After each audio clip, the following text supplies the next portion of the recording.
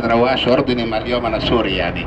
إحنا كنا عرب، كنا أهل وحدة، كنا داعمين الثورات العربية والربيع العربي، يعني هذا مستقبل لنا، وبالتالي كل أملنا وكل إحساساتنا يعني الناس الأحرار بالوطن العربي للتغيير الجيد وللتغيير الديمقراطي وللتغيير السليم في الوطن العربي من أجل تحقيق أهدافنا الوطنية والقومية وما شابه ذلك.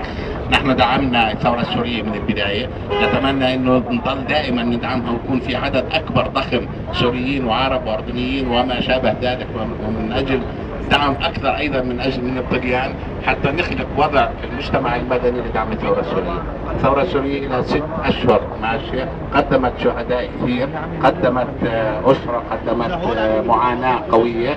احنا دورنا هنا في الغرب لا اكثر ولا اقل من انه ندعمها بكل قوتنا وبكل اصرار، عن طريق خلق اعلام في المجتمع الايطالي حتى يكون واقف الى جنبنا حتى ندعم هاي الثوره السليمه اللي نتمنى ان تكون سليمه، اللي اليوم اعتقد يعني الاخبار باقامه المجلس الوطني السوري نتمنى له طبعا من كل قلبنا النجاح ان يقود هذه الثوره حتى ان يكون الانتصار باقرب وقت ممكن، ويكون يعني حس ايضا لمنطقه الشرق الاوسط من اجل خلق شرق اوسط جديد، ما جديد زي احنا بدنا اياه كشعب، يعني يكون شرق اوسط لنا احنا الجماهير، احنا الشعب اللي بدنا الحريه وبدنا نحقق كل اهدافنا وحقوقنا الوطنيه والقوميه في هذه المنطقه. وشكرا، ونتمنى انه يعني نكون دائما موجودين هون، ويكون اعدادنا دائما اكبر واضخم من اجل يعني نحتفل كلنا مع بعض في الانتصار الاكبر،